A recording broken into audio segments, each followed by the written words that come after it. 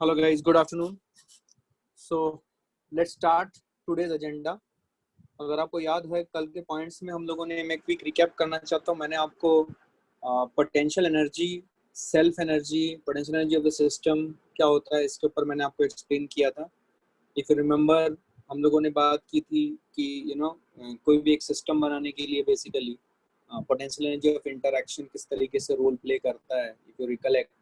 और फिर मैंने आपको एक पूरा सिस्टम बनाने के लिए जितनी एनर्जी चाहिए, और फिर एक सिस्टम के कारण एक पार्टिकल को अगर इन्फिनिटी से लाया तो कितनी एनर्जी होगी, उसके ऊपर हम लोगों ने डिस्कशन किया था. ठीक है. और फिर मैंने आपको पोटेंशियल का भी कॉन्सेप्ट बताया था कि how you will find out the potential. तो अगर आपको याद होगा, एक क्विक रिकैप अगर मैं करूं, तो पोटेंशियल का कंसेप्ट मैंने आपको बताया था. Potential is defined as potential energy per unit charge. Remember, potential energy per charge या potential energy divided by charge, that will give you the concept of potential. because potential energy आप दो तरीके से define करते हो. एक है it is the work done by external forces in bringing a charge of value q from infinity to a point within the electric field of another master charge, right? and very very slowly. अगर हम external force की बात करें तो वो slowly होना चाहिए process. और दूसरा जो था वो था minus of work done by negative of the work done by electrostatic forces, right? If you remember, minus or negative of the work done by electrostatic forces. So this is how basically we we got the concept of potential, which is potential energy per unit charge. Remember, potential energy per unit charge. So that was the last point which we did. ये जो potential का concept है, this is very important concept because it helps us to get to the it helps us to get to the value of potential energy. अगर हमें potential पता है किसी भी जगह पे, तो potential energy हम निकाल सकते हैं. जैसे कि potential energy एक स्केलर क्वांटिटी थी, potential भी एक स्केलर क्वांटिटी है. तो मैंने लास्ट क्लास में बताई थी पोटेंशियल के बारे में. अगर आपको याद होगा, पोटेंशियल एक स्केलर क्वांटिटी है, it is a scalar quantity. और अगर ये स्केलर क्वांटिटी है तो it value can be positive, it value can be negative, और its value can be zero, right? Positive, negative, zero, कुछ भी हो सकता है पोटेंशियल. तो positive potential, negative potential, zero potential, it can be any of these values, right? It's a scalar quantity. और इसकी जो यूनिट आती है potential energy per unit charge, मतलब जूल पर कूलम, जिसे हम लोग वोल्ट भी बोलते हैं, ठीक है. सो पोटेंशियल की यूनिट क्या है? जूल पर कूलम. इसे हम लोग वोल्ट भी बोलते हैं. It is a scalar quantity, it can be positive, negative और जीरो. तो बेसिकली अगर मैं पोटेंशियल बोलूँ तो potential created because of a point charge. Potential अभी हो सकता है पॉइंट चार्ज के लिए और extended charge systems.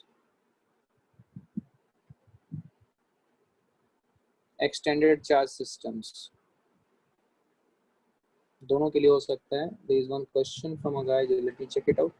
Sir, why does charge on a body change when it comes in contact with another charge? Charge on a body change when it comes in contact with another charge. That is because of transfer of charge from one body to other. उसके बारे में हम लोग बात करेंगे कि body, एक body से दूसरे बॉडी में ट्रांसफर ऑफ चार्जेस क्यों होते हैं, because of difference in potential. We will talk about it, so just wait. ठीक है. फिर मैंने आपको पोटेंशियल के बारे में एक और इम्पोर्टेंट बात बताई थी कि इफ यू रिमेंबर, पोटेंशियल के बारे में मैंने आपको फिर एक और इम्पोर्टेंट बात बताई थी कि जो पोटेंशियल है, it will decrease in the direction of electric field.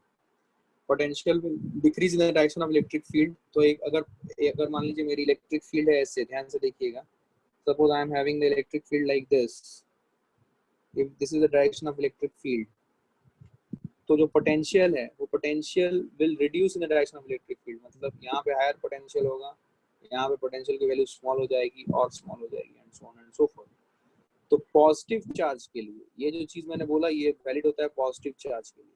तो पॉजिटिव चार्ज के लिए पोटेंशियल जो होगी वो हमेशा along direction of electric field reduce करेगी पॉजिटिव चार्ज के लिए. ठीक है. इसको ऐसे समझ सकते हो, इसको और थोड़ा अच्छे से अगर आपको क्लैरिटी लेनी है, आप इसको ऐसे समझ सकते हो. ध्यान से देखना. You can understand it this way that अगर आप एक पॉजिटिव चार्ज यहाँ पे छोड़ो इलेक्ट्रिक फील्ड में, तो positive charge will move in the direction of electric field. Why? Because every particle or body, every particle or body wants to attain stability, wants to attain stability. ध्यान से सुनना मैं जो बोल रहा हूँ, wants to attain stability. सब particle या बॉडी स्टेबिलिटी अटेन करना चाहते हैं. तो अगर वो स्टेबिलिटी अटेन करना चाहते हैं तो स्टेबिलिटी अटेन कब होता है? जब बॉडी मूव करता है हायर पोटेंशियल एनर्जी से. कब बॉडी ज्यादा स्टेबल होता है?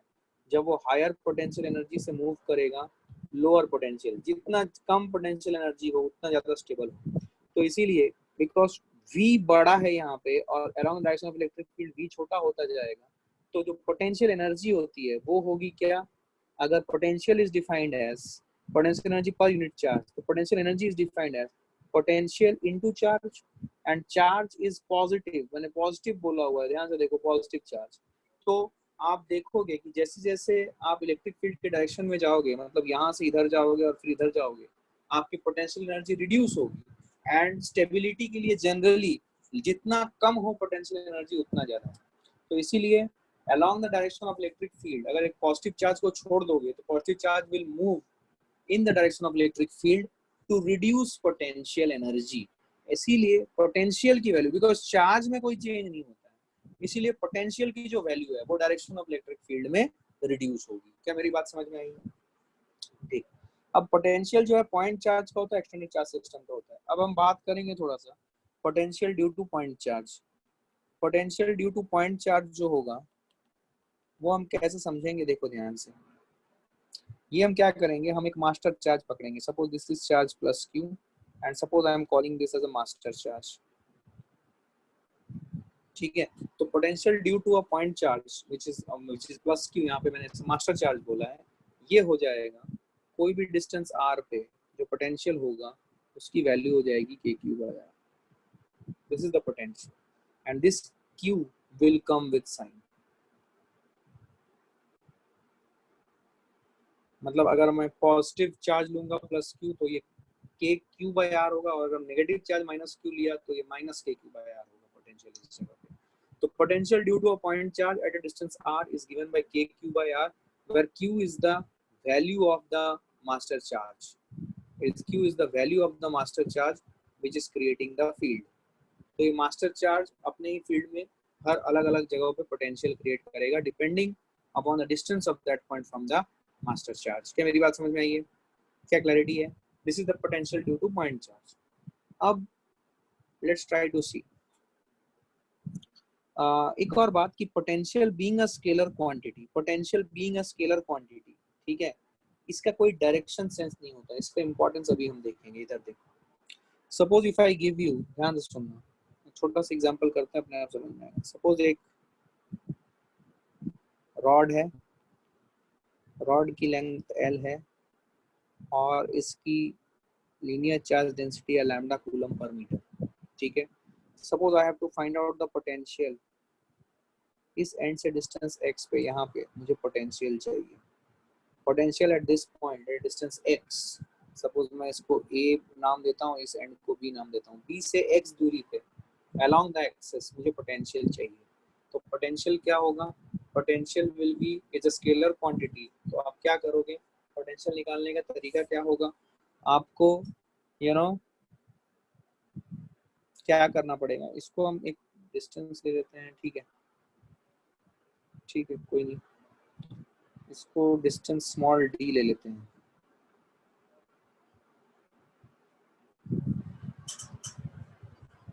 ये डिस्टेंस स्मॉल d है इस एंड से. यहाँ पे मुझे पोटेंशियल चाहिए. कैसे निकालूं? मैं इस एंड से x दूरी पे एक छोटा सा एलिमेंट लूंगा.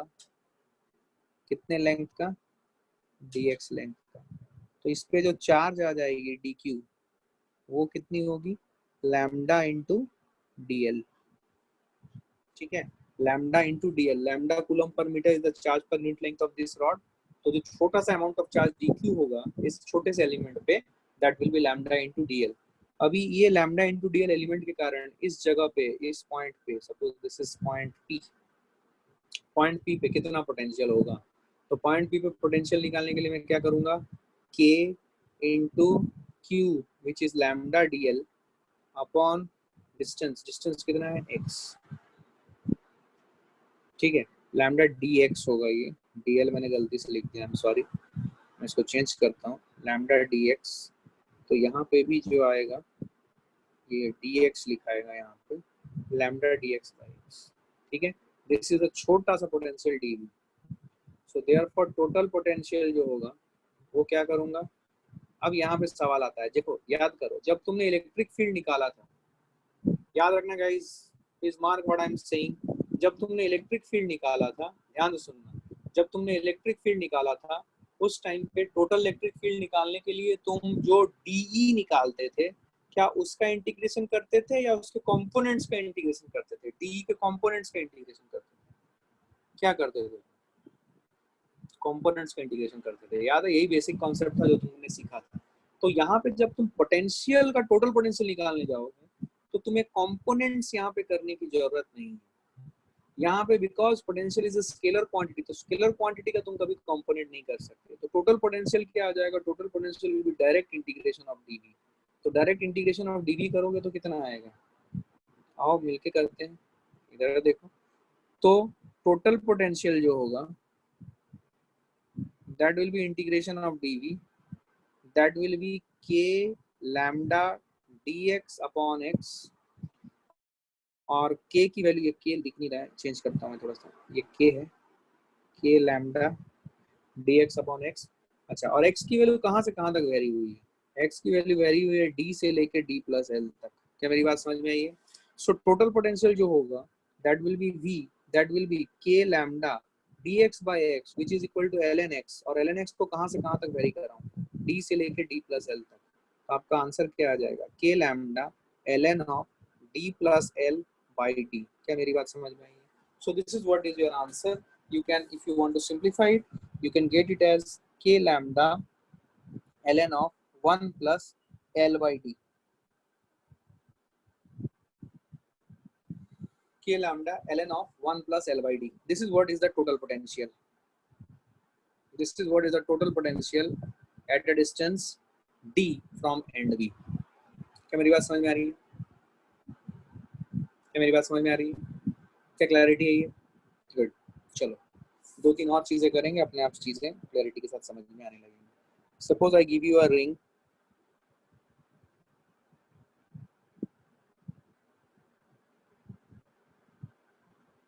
ठीक है, सपोज आई टेल यू कि इस रिंग में जो लैम्डा है, it is lambda coulomb per metre, और इसकी रेडियस जो है वो आर है, ठीक है, आपको निकालनी है what is the potential at the centre,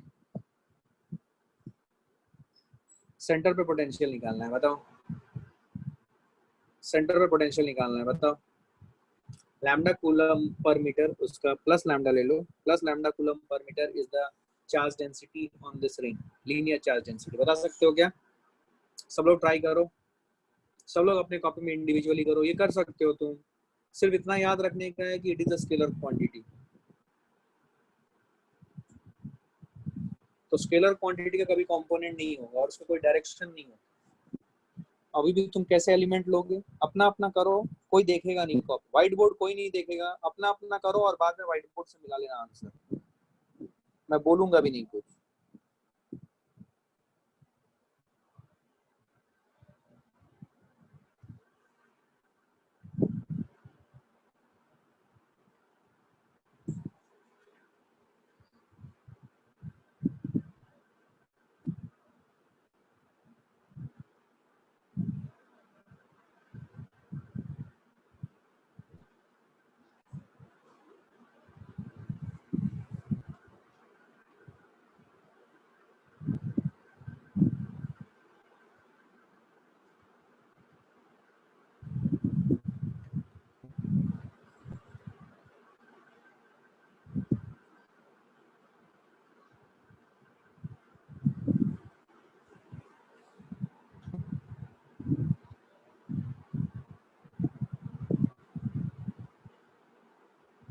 सब लोग देखो क्या ये आंसर मैच कर रहा है,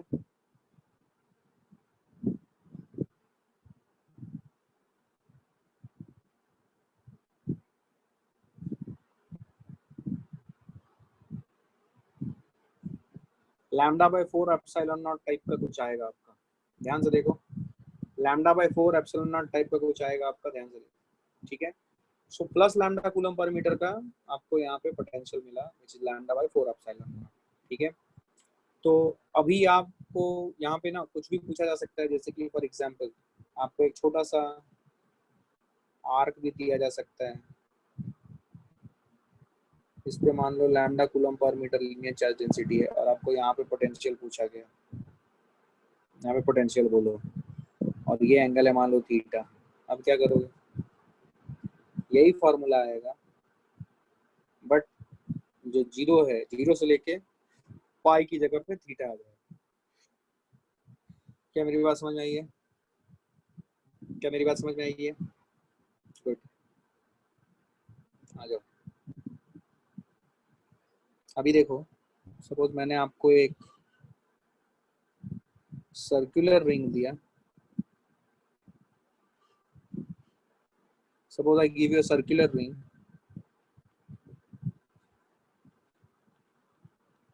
और मान लो इस रिंग की जो रेडियस है वो आर है, what is the potential at the centre, what is the potential at the centre, बोलो। लैम्डा कूलम पर मीटर इसकी लीनियर चार्ज डेंसिटी, पोटेंशियल पे सेंटर कितना आ जाएगा, सॉरी सेंटर पे पोटेंशियल कितना आ जाएगा, जीरो। क्या, what is the potential at the centre, is it zero, zero आएगा क्या, सोच के बताइए, जीरो आएगा क्या?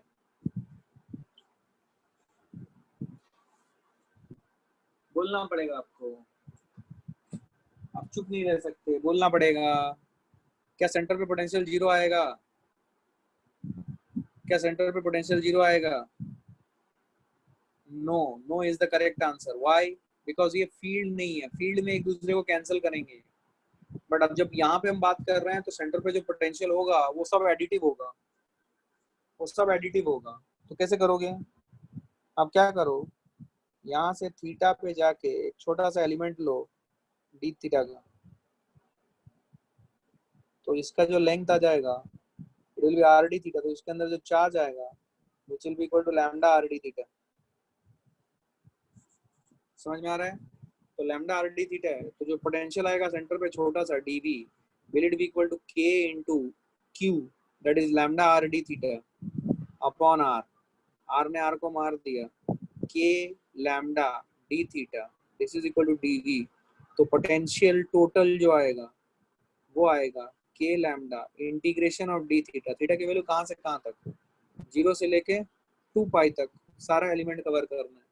पूरा इस रिंग को कवर करने के लिए क्या थीटा को मैं वेरी कराऊंगा जीरो से लेकर 2 पाई तक, तो आपका आंसर आ जाएगा 2 पाई के lambda, that is your total potential. क्या मेरी बात समझ में आई है? That is your total potential. क्या क्लियर है ये? तो अब यहाँ पे पोटेंशियल देखो ये नहीं हुई, कितनी नहीं हुई, you do not get zero, ठीक है। अब इसी सवाल को और अच्छा कैसे किया जा सकता है, इसका कैटेगराइजेशन, और मतलब कैटेगराइजेशन नहीं, इसका मॉडिफिकेशन और कैसे हो सकता है, ये देखो। सपोज मैं बोलूँ कि आपके पास एक सर्कुलर वायर है, ठीक है, and suppose if I say that आधे पोर्शन में plus lambda coulomb per metre है और आधे पोर्शन में minus lambda coulomb per metre है, बताओ what is the potential at the centre, बोल सकोगे? बोल सकोगे? क्या बता सकते हो? एक में plus lambda coulomb per metre, दूसरे में minus lambda coulomb per metre, बताओ, बोलो, क्या करोगे? तो ऊपर वाला पोर्शन जो हाफ रिंग का पोर्शन है उसके कारण टोटल पोटेंशियल कितना आ जाएगा, अब जीरो आएगा, करेक्ट, अब जीरो होगा, क्योंकि ऊपर वाला पोर्शन और नीचे वाला पोर्शन एक दूसरे को कैंसिल कर देंगे, ठीक है। Yes, everybody is understanding this? Clear है? पक्का? 100% क्लियर है ना? Good, good. अच्छा, अब क्या करना है, अब हम बात करेंगे रिंग की, लेकिन अब हम पोटेंशियल जो निकालेंगे, ये रिंग का सेंटर है ओ, अब हम पोटेंशियल किसी पॉइंट P पे निकालेंगे which is at a distance of D from the centre of the circle. और मान लो इस रिंग में plus lambda coulomb per metre linear charge density, तो बता सकते हो पॉइंट P पे what will be the net potential. Try करो, 1 मिनट कर सकते हो तुम। एवरीवन प्लीज ट्राई, सब लोग एक बार ट्राई करो, छोड़ना नहीं, ट्राई करो एक बार, कर सकते हो तुम, बताओ बताओ।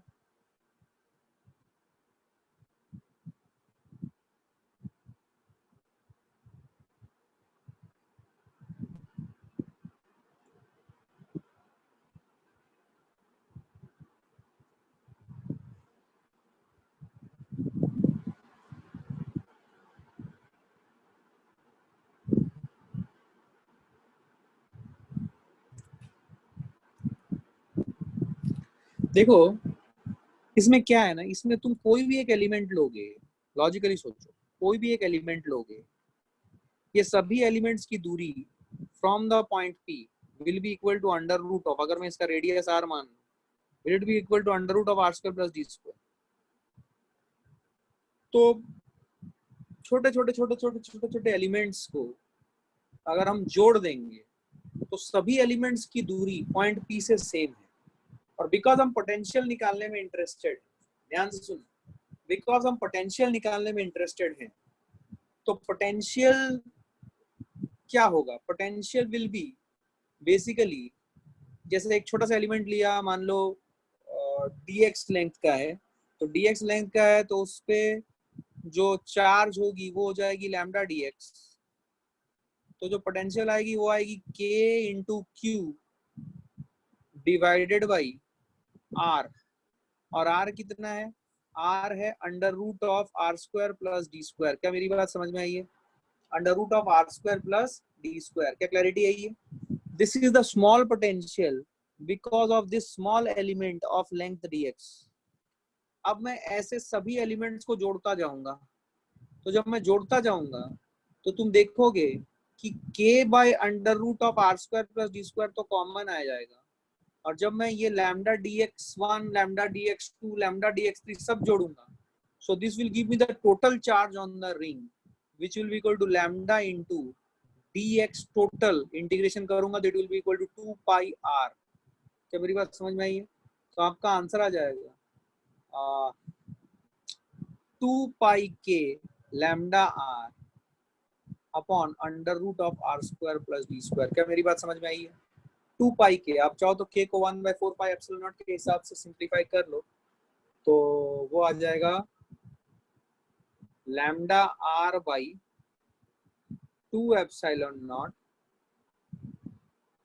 Into under root of r square plus d square.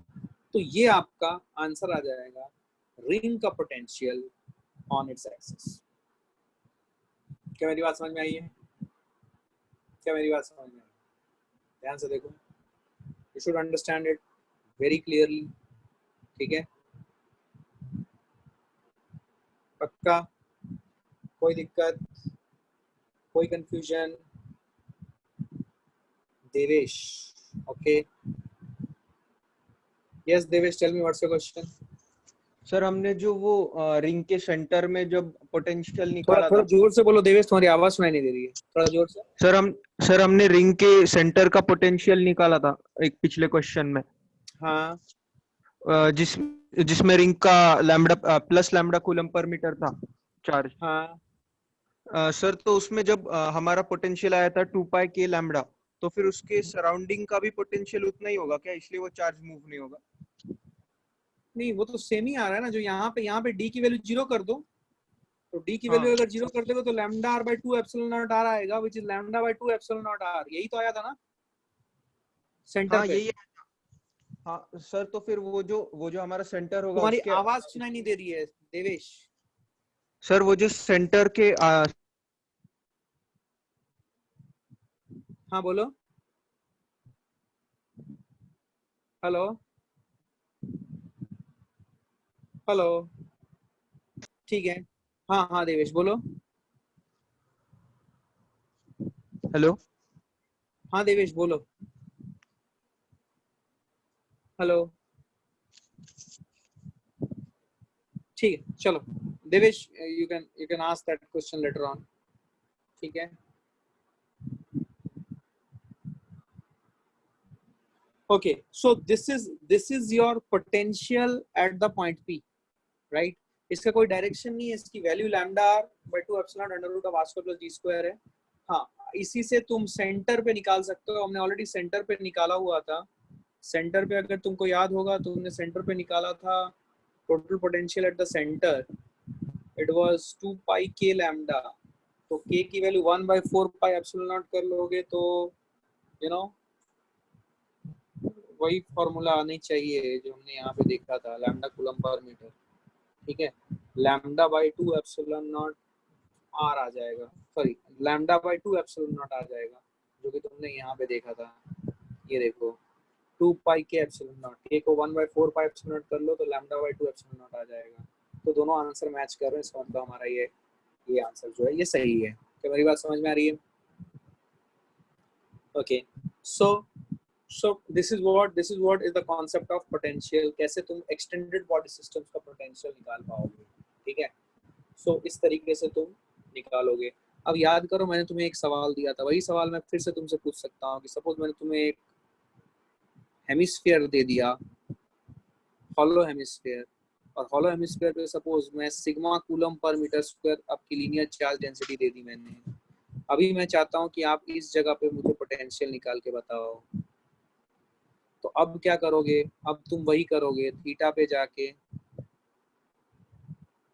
D theta का एक एलिमेंट लोगे और इसे घुमा दोगे। इसे घुमा दोगे तो ऐसा एक रिंग बन जाएगा। ये रिंग को ऊपर से टॉप व्यू से देखोगे तो ये रिंग ऐसा नजर आएगा। अब इस रिंग के कारण तुम्हें इसके इतने दूरी पे, इसके सेंटर से इतने दूरी पे, which is equal to R sine theta, centre से आर साइन थीटा की दूरी पे, ये आर साइन थीटा है। नहीं नहीं नहीं, ये आर कॉस थीटा है, सॉरी ये आर कॉस थीटा है। ये रेडियस है, radius is equal to radius कितना हो जाएगा इसका, आर कॉस थीटा रेडियस होगा, राइट।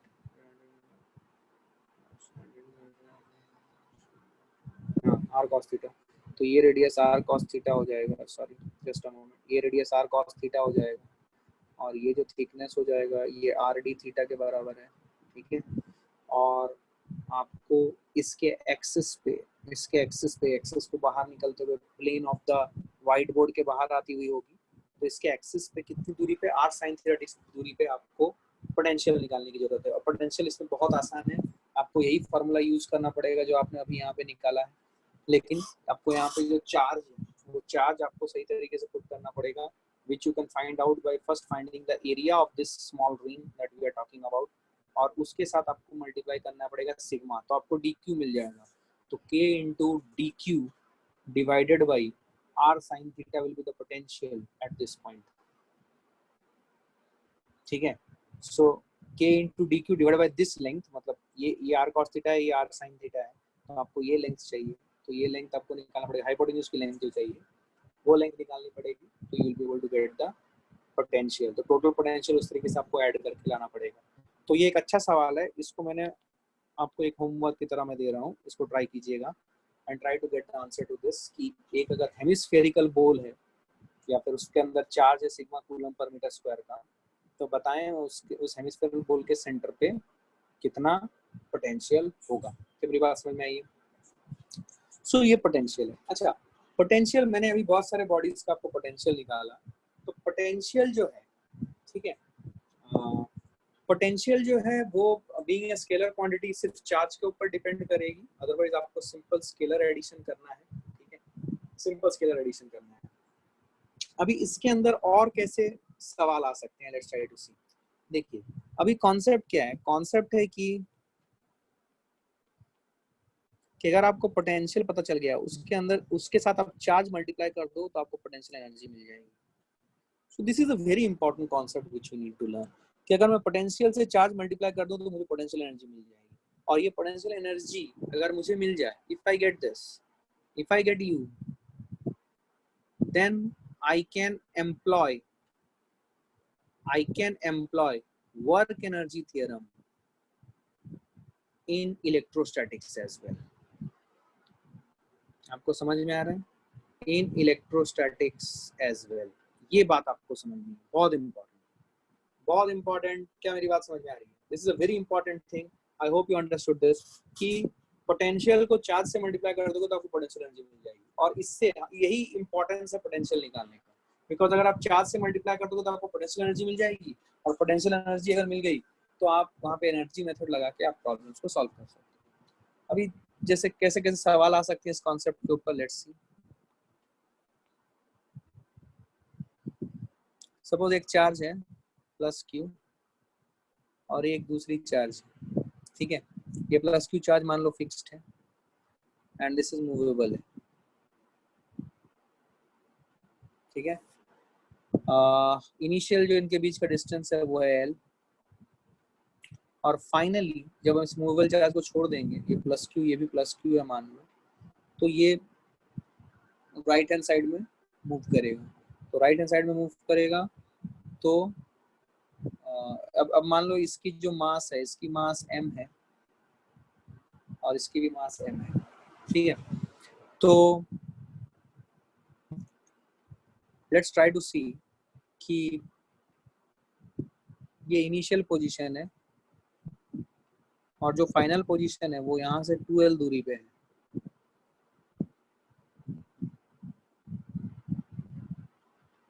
ठीक है. Let's try to see what is the potential energy initial of the system. ये सिस्टम की इनिशियल पोटेंशियल एनर्जी कितनी है? ये सिस्टम की इनिशियल पोटेंशियल एनर्जी है k into Q square upon L, और यही सिस्टम की फाइनल पोटेंशियल एनर्जी कितनी है? It will be k into Q square by 2. ठीक है. सो हमें पता है कि वर्क डन बाई, इस केस में इस सिस्टम के ऊपर कौन सा वर्क हो रहा है? It is the work only work done by electrostatic forces, which is equal to work done by electrostatic forces is equal to del K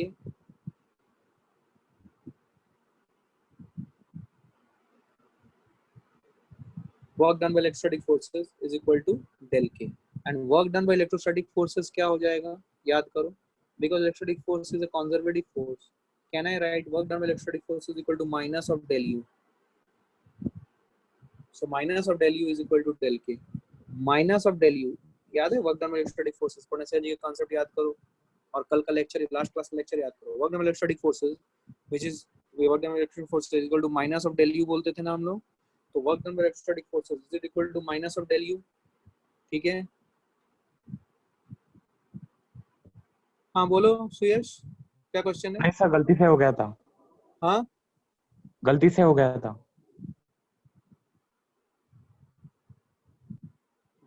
ठीक है, ओके. ध्यान से देखो. तो work done by electrostatic forces is equal to minus del U. तो minus del U मतलब minus of U final minus you initial is equal to del K. ठीक है. तो U final minus you initial minus U final कितना है? Is it equal to K Q square by 2l minus you initial कितना है? U initial है K Q square by L. Is it equal to del के is के final minus के initial. के final मतलब अगर मैं बोलूं 2l डिस्टेंस पे यहाँ पे पोटेंशियल, तो 2l डिस्टेंस पे जब ये चार्ज प्लस क्यू चली गई तो इसकी कुछ ना कुछ वेलोसिटी होगी, तो उसकी काइनेटिक एनर्जी कितनी हो जाएगी? Half into M into V square minus what is the initial kinetic energy system? 0, it is released from rest. तो इससे आप माइनस के Q square by 2l minus के क्यू स्क्वायर माइनस के क्यू स्क्वायर बाई 2l, तो ये हो जाएगा K Q square by 2l is equal to half into M into V square. 2 ने 2 को मार दिया, तो जो v की वैल्यू आई वो आई k Q square by m l, k Q square by m l का under root. This you will get as v. तो इसका मतलब अगर आप प्लस क्यू को छोड़ दो, if you release it from rest, so you would see that you know when the distance between the plus q charge and the movable charge increase to 2l, it will have some velocity v which will be given by under root of k q square by ml. क्या आपको application of potential energy समझ में आया? बहुत कुछ work power energy जैसा है, लेकिन हाँ आपको basic concept of electrostatic potential energy समझनी है, तभी आप ऐसे क्वेश्चंस बना सकते हो. क्या मेरी बात समझ में आई है? ध्यान से देखो. तो एक लाइन पे एक प्लस क्यू चार्ज जो फिक्स था और एक प्लस क्यू जो मूवेबल था, तो जब मूवेबल चार्ज को छोड़ दिया गया तो रिपल्सन के कारण ये दोनों सेपरेट आउट हुए। तो सेपरेट आउट हुए मतलब एक तो फिक्स था, एक सेपरेट आउट हुआ, एक दूर गया। तो जब दोनों के बीच की दूरी 12 हो जाए तो बताइए जो मूवेबल चार्ज है उसकी वेलोसिटी कितनी होगी? क्या आपको समझ में उसकी वेलोसिटी कितनी होगी कैसे निकालना है? फिर क्लियर है? ओके, अब इस सवाल को और अच्छा कैसे किया जा सकता है, आइए देखते हैं। सपोज मैं आपको बोलूं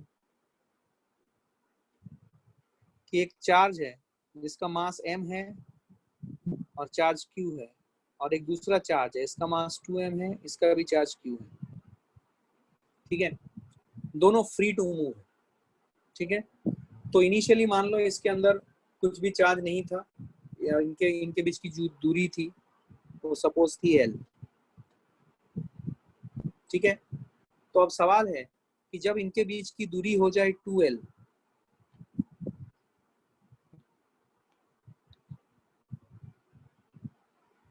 तब काइनेटिक एनर्जी मतलब इन दोनों की वेलोसिटी कितनी है ये पूछा गया। जब दोनों फ्री है, दोनों फ्री टू मूव है, दोनों फ्री टू मूव है, मूवेबल है दोनों, कोई भी फिक्स नहीं है, फ्री टू मूव है। तो जब एक को आपने, क्वेश्चन क्या है, जब एक को आपने मतलब दोनों को जब रिलीज कर दिया, release right at t equal to 0, तो बताइए जब दोनों के बीच की दूरी 12 हो जाए तो इनकी वेलोसिटीज कितनी है? क्या करोगे बताओ तुम? What you will do? क्या करोगे?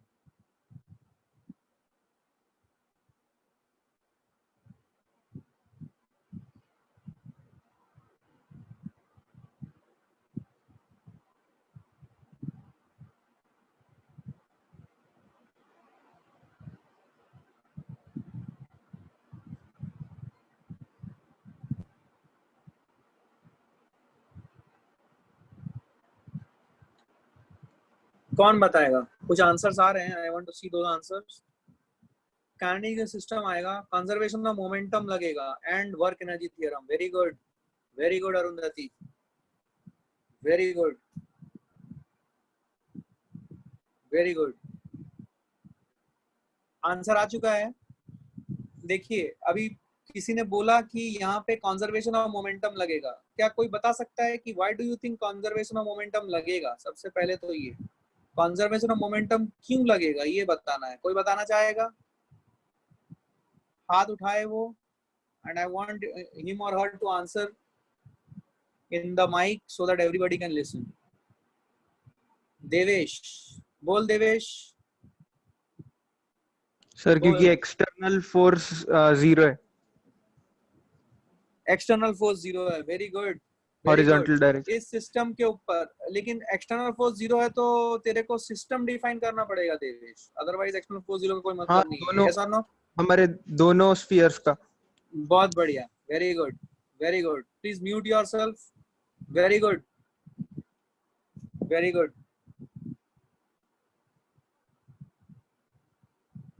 सो ध्यान से देखो, आज बहुत से लोग एब्सेंट है क्या? यशोदानी इज एब्सेंट और व्हाट? कोई रिस्पांस नहीं है, इज स्लीपिंग और व्हाट? ध्यान से देखो, MQ 2MQ। अब ध्यान सुनो, अगर मैं इनको एक सिस्टम मान लूं,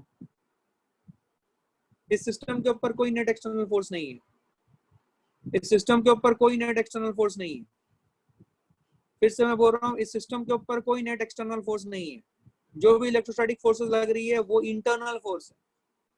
तो सिस्टम के ऊपर अगर कोई एक्सटर्नल फोर्स नहीं है तो सिस्टम का मोमेंटम कंजर्व रहेगा उस डायरेक्शन में जिस डायरेक्शन में सिस्टम के ऊपर कोई नेट एक्सटर्नल फोर्स नहीं है। और हमारे लिए वो डायरेक्शन जो है फॉर्चुनेटली अलोंग एक्सिस हम लोग स्टडी कर रहे हैं, तो अलोंग एक्सिस हम बोलेंगे कि इसके ऊपर कोई भी फोर्सेस नहीं लग रहा है, तो इसकी मोमेंटम कंजर्व्ड है। तो मोमेंटम कंजर्व्ड है मतलब momentum of the system initial should be equal to momentum of the system final. That's what I want to say. Momentum of the system initial is equal to momentum of the system final. ठीक है, तो momentum of the system initial is equal to momentum system final. Momentum of the system initial कितना हो जाएगा? m into 0। Initially दोनों की velocity 0 थी, 2m into 0, 10 लिख दिया गलती से, 2m into 0 is it equal to final momentum system. Final momentum system कितना हो जाएगा? देखो जब फाइनली इस तरफ जब 12 सेपरेशन हो गया है तो इसकी वेलोसिटी मान लो इस तरफ है v1 और इसकी वेलोसिटी है इस तरफ v2, ठीक है। तो it will be what, it will B 2m into v1 minus m into v2। तो 2m into v1 minus m into v2 is equal to 0। m ने m को मार दिया, तो इससे तुमको समझ में आ जाएगा कि v2 is equal to 2v1। Yes और no, v2 is equal to 2v1। तो v2 is equal to 2v1 मतलब अगर मैं v1 की वैल्यू v बोल लूं तो v2 की वैल्यू हो जाएगी 2v, ऑपोजिट डायरेक्शन में। क्या मेरी बात समझ में आई? विद प्रॉपर साइंस तुम लोगे तो तुम्हें समझ में आ जाएगी। डायरेक्शन देख लो सिर्फ एरो का, वेक्टर से, ठीक है। तो तुम्हें वेलोसिटी एक का v मिला तो दूसरे का 2v मिला। अब तुम क्या करोगे, अब तुम वर्क एनर्जी थ्योरम लगाओगे।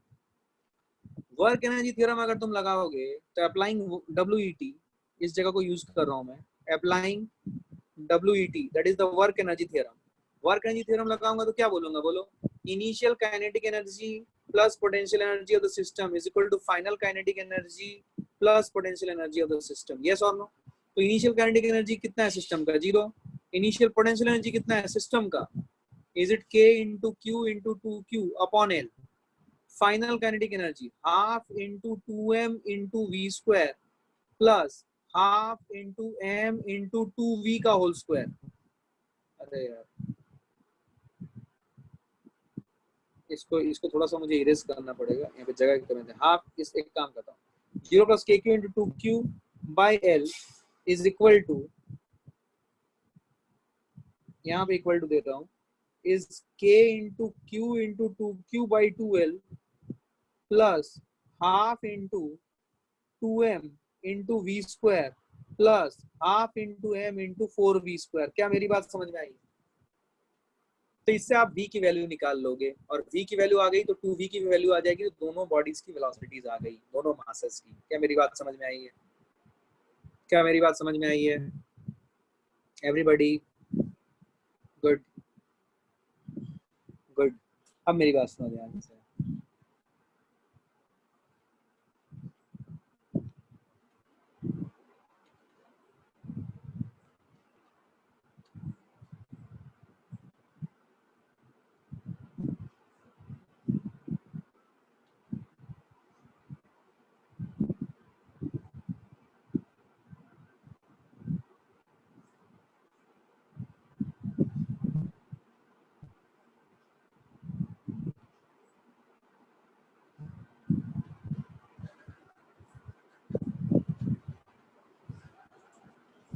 ये देखो, एक प्लस क्यू चार्ज है, एक माइनस क्यू चार्ज है, both are free to move, both are free to move.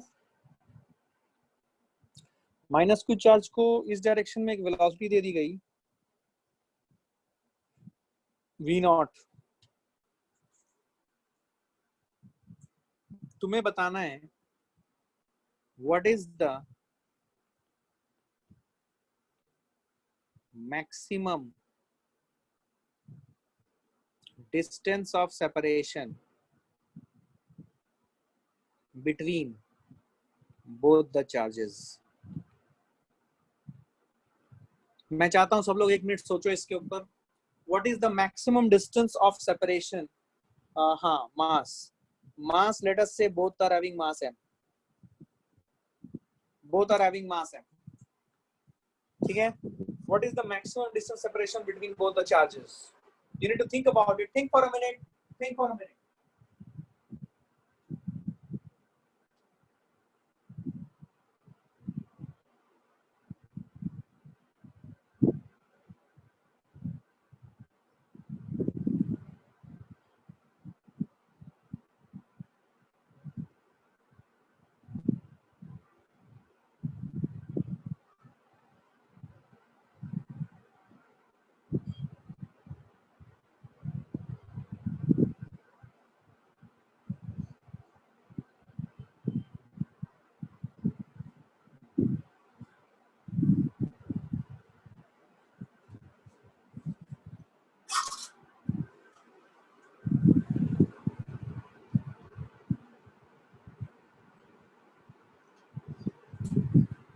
अच्छा, यहाँ पे मैं आप लोगों के सामने एक कॉन्सेप्ट रखना चाहूंगा Clarity of concepts is very much important in physics. So ध्यान से सुनिएगा मैं क्या बोल रहा हूँ. अच्छा, कोई मुझे बताएगा what is the differentiation of distance?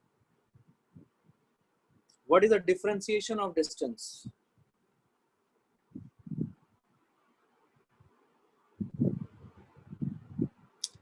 What I thought of, you just answered to me that only. Guys, this is wrong. Distance traveled का differentiation होता है velocity या speed. Distance is the distance between 2 points. Distance between 2 points का differentiation होता है velocity of separation या velocity of approach. जो बोल रहे. That is the distance. That is the, you know, what we call it. That is the differentiation of distance between 2 points. Differentiation of distance between 2 points and differentiation of distance traveled are entirely two different concepts. I want to emphasize on this. Please अपने concept सही से रखो. Differentiation of distance traveled is speed or velocity in a given direction. But differentiation of distance between 2 points is the velocity of approach or velocity of separation. तो मुझे एक बात बोलो, इसके अंदर का फिजिक्स क्या है? क्या होगा जब तुम माइनस क्यू चार्ज को राइट हैंड साइड में वेलोसिटी v नॉट से फेंके, तो minus Q charge plus Q charge को फील्ड, माइनस क्यू चार्ज के फील्ड में प्लस क्यू चार्ज है, तो प्लस क्यू के ऊपर फोर्स लगाएगा और प्लस क्यू के ऊपर फोर्स लगाएगा इस डायरेक्शन में. That is the force electrostatics. उतना ही फोर्स माइनस क्यू के ऊपर लगेगा इस डायरेक्शन में, अपोजिट डायरेक्शन में, which is minus force F electrostatic. Vector लिख रहा हूं. तो होगा क्या कि जो v नॉट से तुमने लॉन्च किया था, ये जो राइट हैंड साइड वाली, मैं बॉल का नामकरण कर दे रहा हूँ, ये a और ये b. तो जो बॉल b है उसकी वेलोसिटी, मैं रिपीट कर रहा हूँ, यशोधन ध्यान से सुनो, मैं रिपीट करूंगा, सुन ध्यान से. पहले इसके अंदर का फिजिक्स समझो. इसके अंदर का फिजिक्स क्या है? if you try to understand the physics of this problem, it is that जब हम b को लॉन्च करेंगे राइट हैंड साइड में, तो b के फील्ड में प्लस q आ रहा है, b is a minus q charge, और प्लस q माइनस q के द्वारा अट्रैक्ट होगा. तो प्लस q के ऊपर जो फोर्स लगेगी वो इस डायरेक्शन में होगी, इलेक्ट्रोस्टैटिक फोर्स, और माइनस q के ऊपर जो फोर्स लगेगी वो इस डायरेक्शन में होगी. ठीक है? This forces are equal and opposite, they form action reaction pair. But इन फोर्सेस के कारण दोनों चार्जेस, दोनों मासेस या mass with charge a and b, दोनों के ऊपर अलग अलग इंपैक्ट होगा. अगर मैं b चार्ज की बात करूं या b मास की बात करूं जिसके ऊपर चार्ज माइनस q है, उसकी वेलोसिटी घटेगी और a की वेलोसिटी बढ़ेगी. क्या मेरी बात समझ में आई? b की वेलोसिटी घटेगी और a की वेलोसिटी बढ़ेगी. b की वेलोसिटी घटते घटते और a की वेलोसिटी बढ़ते बढ़ते, जब तक दोनों की वेलोसिटी सेम ना हो जाए तब तक दोनों के बीच का डिस्टेंस ऑफ सेपरेशन बढ़ता रहेगा.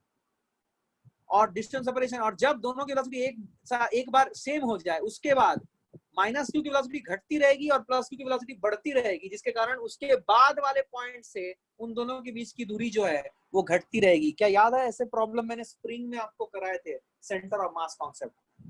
क्या मेरी बात समझ में आ रही है? ये वही कॉन्सेप्ट है, but this is force at a distance. थोड़ा सा इमेजिन करो. नहीं आया यार, किसी को नहीं आया. मैंने क्या बोला आपको समझ में आया क्या? आपने इसको एक सिस्टम माना. Please guys, please, you have to understand it. ध्यान से सुनो मैं क्या बोल रहा हूँ. ध्यान सुनो मैं क्या बोल रहा हूँ. ध्यान से सुनो मैं क्या बोल रहा हूँ. जो मास A है जिसमें प्लस क्यू चार्ज है और जो मास B है जिसमें माइनस क्यू चार्ज है, ठीक है? तो आपने मास B को v नॉट वेलोसिटी से राइट हैंड साइड में लॉन्च किया. तो जब आपने उसे लॉन्च किया v नॉट वेलोसिटी से, तो हुआ क्या कि माइनस क्यू ने प्लस क्यू को खींचा, उसके कारण प्लस क्यू के ऊपर एक F इलेक्ट्रोस्टैटिक फोर्स लगा राइट हैंड साइड डायरेक्शन में, और B के ऊपर ऑपोजिट फोर्स लगा, माइनस F इलेक्ट्रोस्टैटिक्स लगा लेफ्ट हैंड साइड डायरेक्शन में. ये दोनों फोर्सेस इक्वल एंड ऑपोजिट होने के कारण इन्होंने क्या किया, इन्होंने B की वेलोसिटी को, माइनस इलेक्ट्रोस्टैटिक ने B की वेलोसिटी को घटाया, बिकॉज फोर्स की डायरेक्शन वेलोसिटी की डायरेक्शन से ऑपोजिट हो गई. तो v नॉट घटी और जो a की वेलोसिटी है वो बढ़ी. तो b की वेलोसिटी घटते घटते और a की वेलोसिटी बढ़ते बढ़ते, जब तक सेम ना हो जाए तब तक इनके बीच की दूरी जो है वो बढ़ती रहेगी. जिस मोमेंट पे ये सेम हुआ, उस मोमेंट पे a और b के बीच की जो दूरी है, that is the maximum separation between them. क्या मेरी बात समझ में आई? उसके बाद इनके बीच की सेपरेशन जो है वो घटती ही रहेगी जब तक कि दोनों टकरा ना जाए। क्या मेरी बात समझ में आ रही है? तो मैक्सिमम सेपरेशन निकालने के लिए हमें करना क्या पड़ेगा? Late us say that the maximum separation is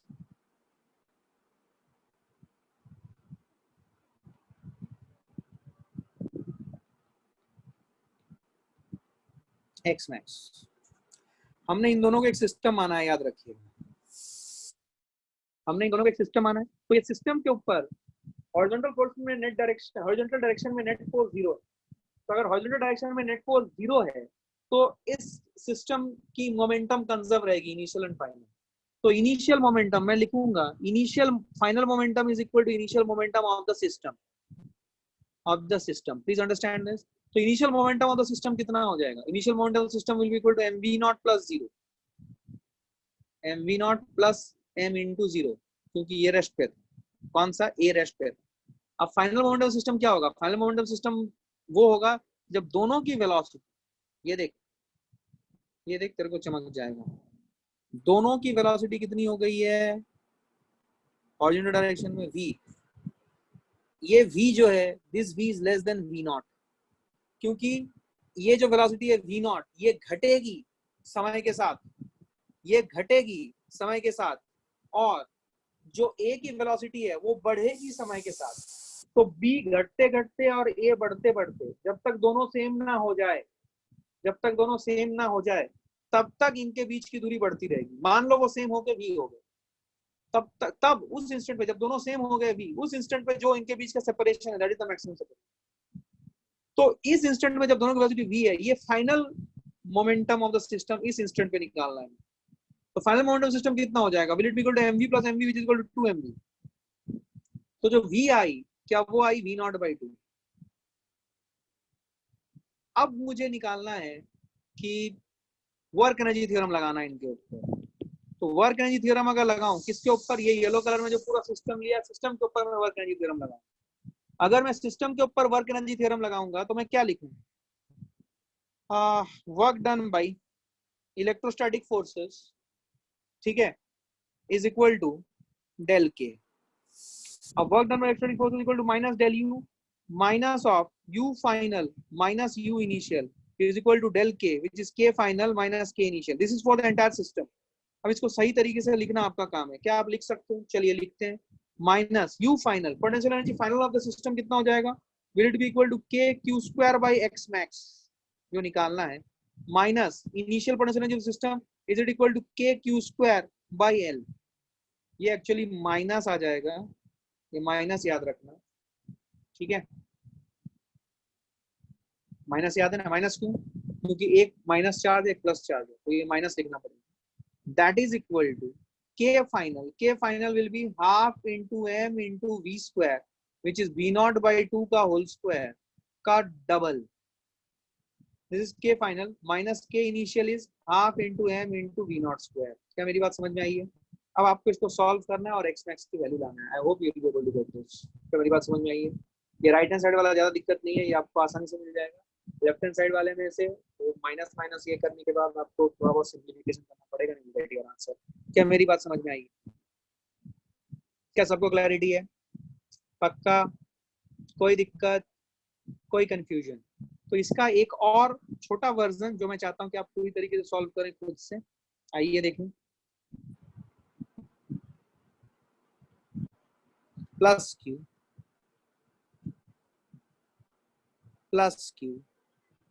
m 2m and this plus q is launched with a velocity v0. Initially the separation between them is L towards 2m mass and charge plus q. बताइए, आपको बताना है कि what is the minimum distance of approach. Minimum distance of approach मतलब इनके बीच में minimum कितनी distance होगी? क्या बता सकते हो? चलो एक मिनट ट्राई करो, तो ट्राई करो, you should be able to do this. मैं कुछ हिंट देता हूं आपके सामने। क्या आप इन दोनों को एक सिस्टम मानोगे? दोनों फ्री टू मूव है, तो इस सिस्टम के ऊपर हॉरिजॉन्टल डायरेक्शन में नेट फोर्स 0 है। इसके अंदर का फिजिक्स समझिए, फिजिक्स क्या होगा, जैसे ही आपने प्लस क्यू को लॉन्च किया वी नॉट से, क्या आपको लगता है कि प्लस क्यू की वेलोसिटी घटती रहेगी और 2m मास m की वेलोसिटी घटेगी और 2m की वेलोसिटी बढ़ेगी? तो 2m की वेलोसिटी बढ़ते बढ़ते और m की वेलोसिटी घटते घटते, जब तक दोनों सेम ना हो जाए तब तक इनके बीच की जो दूरी है वो कम ही होती रहेगी। और एक बार जब सेम हो जाए तो उसके बाद प्लस क्यू की वेलोसिटी फर्दर बढ़ेगी और प्लस क्यू की और रिड्यूस हो जाएगी, तो उसके बाद इनके बीच की दूरी और ज्यादा बढ़ जाएगी।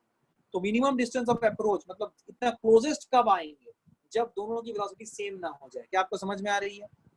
देखो भाई, ये वेलोसिटी v नॉट है, समझो इस चीज को, ये वेलोसिटी v नॉट है, ये वेलोसिटी v नॉट है, इसकी वेलोसिटी 0 है अभी।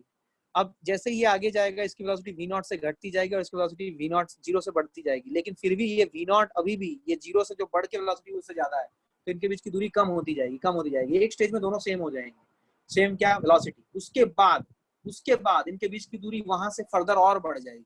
तो सवाल ये है कि इनके बीच में मिनिमम सेपरेशन क्या होगी, कैसे निकालोगे?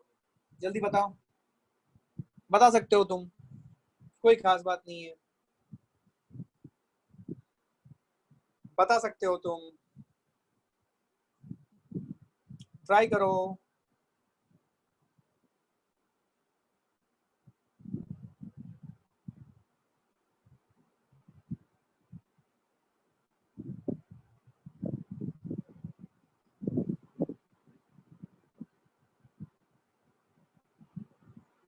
ट्राई करो, कर सकते हो, you can do this.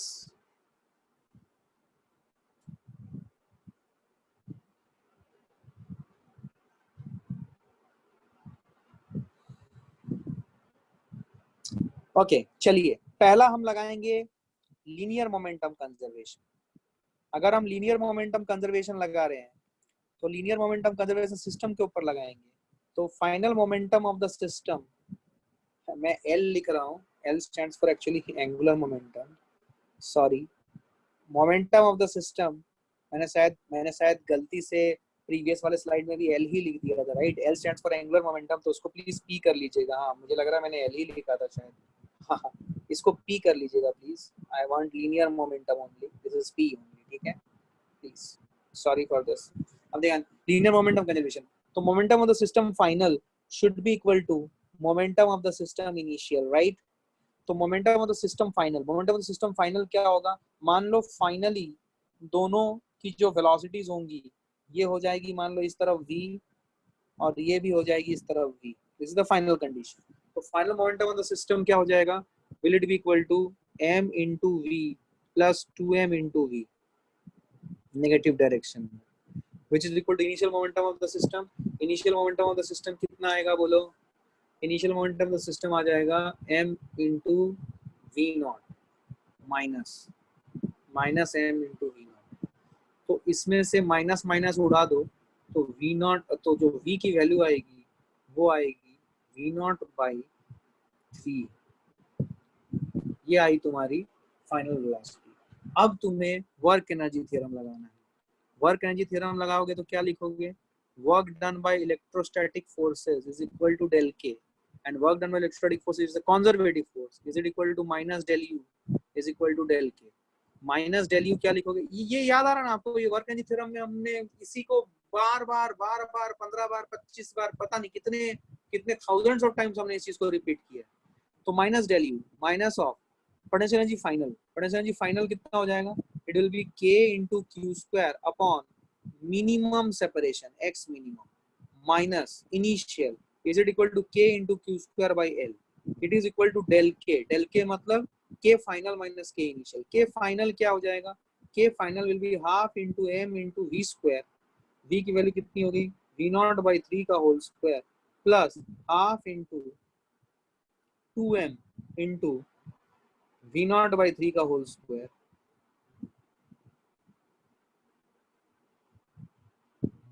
v naught by 3 का होल स्क्वायर, ठीक है? दिस माइनस क्या करना पड़ेगा?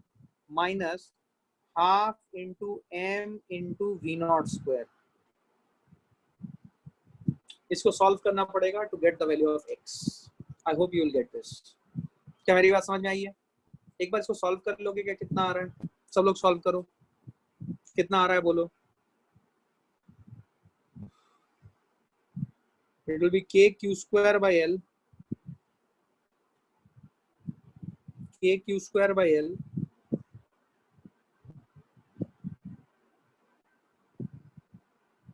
m v naught square by 9 and m v naught square by 18.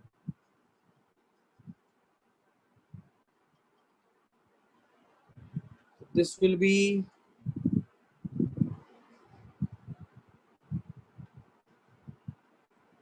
m v naught square by 6 minus half m v naught square. That will be m v naught square by 2 minus m v naught square by 6. That is equal to k q square by x min. तो x min की value आएगी k q square by l, और ये mv naught square by 2 minus mv naught square by 6 कितना आ जाएगा बोलो? 1 minus 1 by 3, 2 by 3. That is mv naught square minus mv naught square by 3, sorry, plus mv naught square by 3. ये आ जाएगा आपका x min का value. ये देखिए क्या सब लोगों का आया है? ये k q square by l plus mv naught square by 3, क्या ये सबका आया है? ये सब क्वेश्चन आपको प्रैक्टिस करनी पड़ेगी, ऐसे बहुत से सवाल आपको मिलेंगे। मैंने आपको जो भी वैरायटी है सारी वैरायटी आपको देने की कोशिश कर रहा हूँ कि आपको कोई भी वैरायटी छूटे ना। क्या मेरी बात समझ में आ रही है? क्या क्लैरिटी है? ये पक्का 100%? अब इसमें वेरिएशन क्या होगा? सुनो, इसमें जो वेरिएंट्स हैं या वेरिएशन है इस कॉन्सेप्ट के ऊपर, वो वेरिएशन क्या होगा? अगर मैं चार्ज पार्टिकल्स को एक ही लाइन पे ना रखूं, ठीक है, अगर मैं चार्ज पार्टिकल्स को एक ही लाइन पे ना रखूं, उनको अलग अलग लाइन से उनको उनको मूव कराऊं, तो क्या होगा? जैसे कि फॉर एग्जांपल सपोज मैं बोलूं कि there is a charge particle here plus q, ठीक है, and there is another charge particle l distance पे, यहाँ पे ये माइनस q चार्ज पार्टिकल है, ठीक है। Suppose I give this charge particle a velocity of v naught in this direction, ठीक है, ये यहाँ से ये परपेंडिकुलर डिस्टेंस l पे है, इसके line of initial line of velocities v naught velocity से इसको लॉन्च किया गया है, और इसकी इनिशियल लाइन ऑफ वेलोसिटी से ये l डिस्टेंस परपेंडिकुलर डिस्टेंस पे ये माइनस q चार्ज सिचुएटेड, ठीक है। और ये जो चार्ज है, ये माइनस q वाला चार्ज जो है, ये फिक्स चार्ज है, इज अ फिक्स चार्ज, ठीक है। तो आपको निकालना है what is the distance of closest approach, what is the distance of closest approach, what is the distance of closest approach of charge plus q from charge minus q। क्या मेरी बात समझ में आ रही है? Distance of closest approach of charge plus q from charge minus q, closest approach कितना होगा? तो इस सवाल को कैसे सॉल्व करोगे?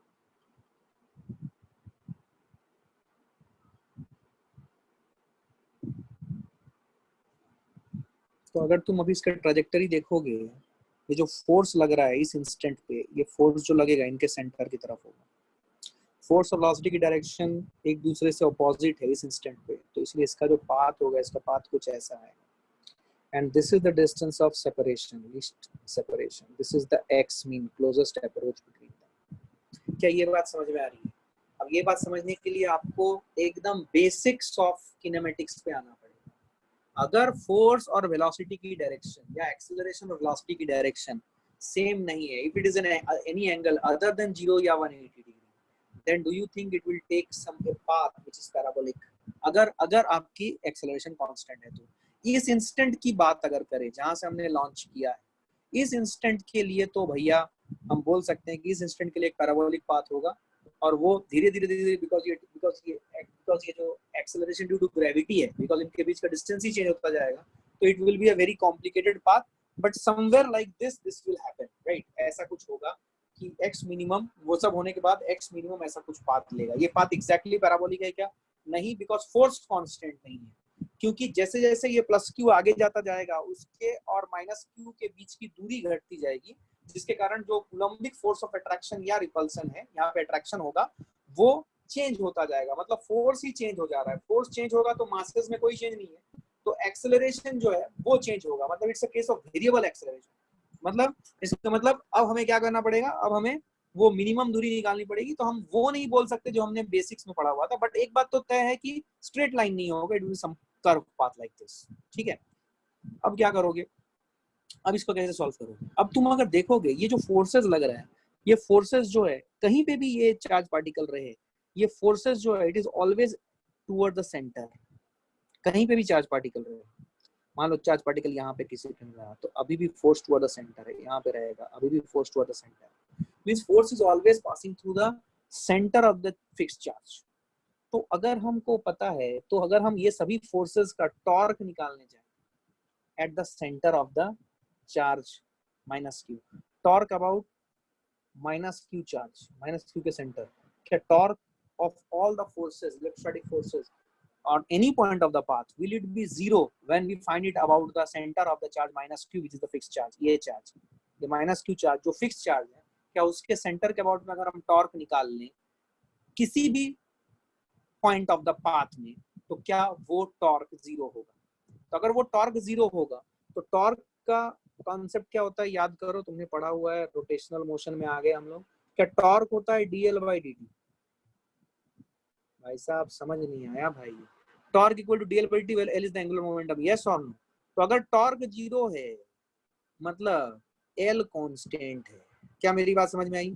अगर टॉर्क जीरो तो L कांस्टेंट, मतलब इस सिस्टम का initial angular momentum will be equal to final angular momentum. क्या मेरी बात समझ में आई है?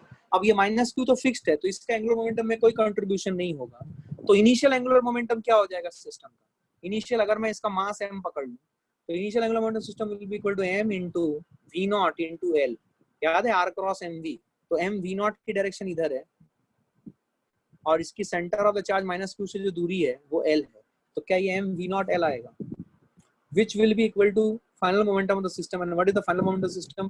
final momentum system मान लो इस इंस्टेंट पे इसकी जो वेलोसिटी है वो हो गई मान लो कुछ वैल्यू v, तो क्या वो हो जाएगा m into v into x min। क्या मेरी बात समझ में आएगी? m उड़ गया, तो v into x min is equal to v naught into l। यहाँ पे v भी अननोन है, x min भी अननोन है, लेकिन v naught और l ये अपने को पता है। क्या मेरी बात समझ में आएगी? बोलना पड़ेगा भाई, ऐसा नहीं चलेगा, बोलना पड़ेगा। क्या क्लियर है? क्या ये angular momentum system, angular momentum conservation हमने जो किया है, क्या ये क्लियर? बोलो, क्या ये क्लियर है? अब दूसरा कॉन्सेप्ट हम क्या लगाएंगे? दूसरा कॉन्सेप्ट हम लगाएंगे work energy theorem. Work energy theorem ये बोलता है कि work done by electrostatic forces is equal to del K, और work done by electrostatic forces is equal to minus of del U which is equal to del K. तो इस system के ऊपर ये चीज करेंगे, माइनस ऑफ डेल यू, तो minus of del U मतलब U final minus you initial. U final में क्या हो जाएगा, will it be equal to k into q square by x mean minus you initial which is equal to k into ये l है, और ये दूरी मेरे को देना पड़ेगा, है ना, ये एल परपेंडिकुलर डिस्टेंस है, ये इनिशियल जो दूरी है ये डिस्टेंस मान लो दे दिया है कुछ डी, ये देना पड़ेगा मुझे। तो इट विल बी के क्यू माइनस आएगा ये के क्यू स्क्वायर, माइनस क्यू है, एक क्यू है और एक माइनस क्यू, तो K into you know minus K into Q square upon ये दूरी कितना हो जाएगा, under root of D square plus L square, under root of D square plus L square. Please understand this. Is it equal to del K, del K कितना हो जाएगा, del K will be final which is equal to half into M into V square minus half into M into V naught square. क्या मेरी बात समझ में आई है? ध्यान से देखो। तो अब तुम्हें क्या करना है, तुमने यहाँ पे v into X minimum equal to V naught L लाया है, ये दो अननोन थे v और x मिनिमम, और यहाँ पे भी देखो x मिनिमम और v दो अननोन है, तो you are getting two equations and two unknowns, तो you need to solve both these equations to get your answer. क्या मेरी बात समझ में आई? तो तुम चाहो तो क्या करो, x मिनिमम की जगह पे v naught L by V लिख दो, तो v naught L by V लिखोगे तो माइनस के क्यू स्क्वायर v आ जाएगा, तो v के टर्म्स में एक एक्सप्रेशन आएगी जिसको सॉल्व करके तुम्हें आंसर लाना पड़ेगा. It will be a quadratic, but that is the only thing that you can do here as of now. क्या मेरी बात समझ में आई? So this type of questions may come. So this is a very good question because this is based on the concept of angular momentum conservation and work energy theorem. अब तक हमने linear momentum conservation किया था, but यहाँ पे मैंने आपको angular momentum conservation का भी एक एक flavor दिया. Did you all understand this? क्या मेरी बात समझ में आई? क्लियर है ये? तो मैंने आज आपको पोटेंशियल एनर्जी के कॉन्सेप्ट के ऊपर जितने वैरायटी ऑफ सवाल हो सकते थे सब कराने की कोशिश की है. नाउ व्हाट आपको याद है मैंने आपको बोला था वेडनेसडे को जो होगा वो डिस्कशन होगा. I want to announce it now. मैंने आपको बोला था please respond whether you know this or not. मैंने आपको बोला था कि डाउट डिस्कशन वेडनेसडे को होगा. Have I told you that? Have I told you that? Good. तो वेडनेसडे को इलेक्ट्रोस्टैटिक्स का डिस्कशन होगा. ठीक है, doubts discussion. Please try to bring in all your questions of electrostatics. अपने सारे क्वेश्चंस इलेक्ट्रोस्टैटिक्स के लाओ, जितने भी आप कर सको. हम जितने भी कर सकेंगे. आपको पता है कि डाउट सेशन जो होता है वो थोड़ा सा एक्सटेंड हो जाता है, तो हो सकता है कि वो थोड़ा सा एक्सटेंड हो जाए, 3.5 की जगह पे 4 हो जाए, 4.5 हो जाए. वो जितना होगा, जितना कर सकेंगे हम लोग करेंगे. ठीक है, so please come prepared with your questions. ठीक है, and we will have our discussion on Wednesday. ठीक है, thank you guys, thank you once again.